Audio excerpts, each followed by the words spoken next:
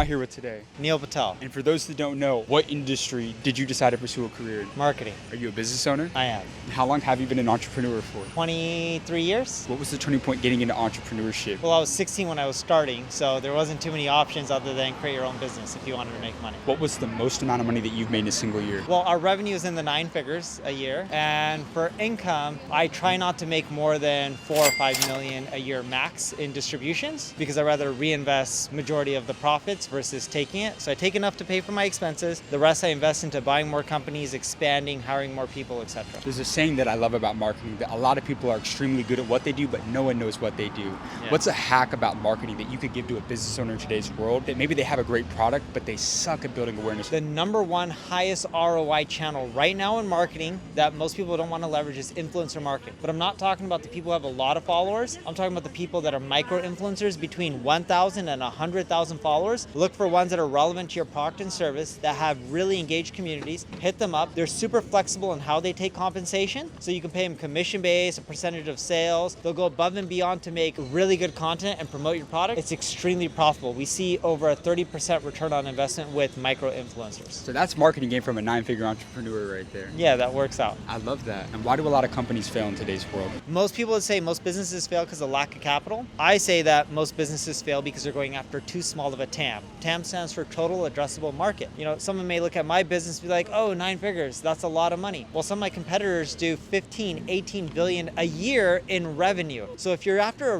really big market, it's not hard to take 1, 2, 3, 4, 5% of the market. If you want to go after a $10 million market, if you capture 100% of it, all you're making is $10 million a year, and that's just revenue. You want to go after something really big and just try to capture a small percentage of it. I love it. How old are you now? I'm 39. And how old were you when you became a millionaire? 17. 17 years old? That's you right. became a millionaire at 17. I started my career when I was 15 and a half/16, and I was helping people drive more traffic to their websites. My first client paid me $5,000 a month. I made him 25 million in revenue, got 3 more referrals. That took me up to 20 grand a month, and it just kept scaling from doing really good work. Yeah. Did you inherit the money? No, my parents, my mom was a teacher and my dad worked at a bank. Did you go to college? I did go to college. Was it worth it?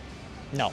I would not recommend anyone go to college unless you're in a profession that requires you to go to college. If you had to start from zero and you had 1 year to make $1 million and your life depended on it, what would you do? I would go buy a business from someone who's retiring in a boring, ugly field like roofing, plumbing, HVAC, do seller-based financing and get an SBA loan, so a combo of both, and grow that business and put in technology like spreadsheets, invoicing, and automate all the stuff they're not doing. Get them better rankings on Google, also do their Google My Business profile, get the reviews, ratings, and grow the business. But if you had to start from zero, how would you get the money to buy that business? You would seller-based finance it. So you say, hey, you're retiring, you're 6 years old, you don't want your HVAC business anymore, I'll buy it from you. I'll put down 2x profit, which I can get bank financing for, and you hold the note and provide the rest of the financing. Will banks give you money if you don't have any capital? Yes, they will, based on that business. And the government helps. It's called SBA financing. Wow, they don't teach that in school, you know that, right? They don't. That's amazing. Most people who go to Harvard right now aren't thinking about private equity or venture capital. They're graduating Harvard and saying, hey, instead of going and working for someone, I should just go buy one of these boring, ugly businesses that are owned by these 60-year-olds who are retiring because no one wants their old, ugly business that's printing off millions of dollars in profit. One of the greatest transfers of wealth that's about to happen. That's right. You got amazing advice, my friend.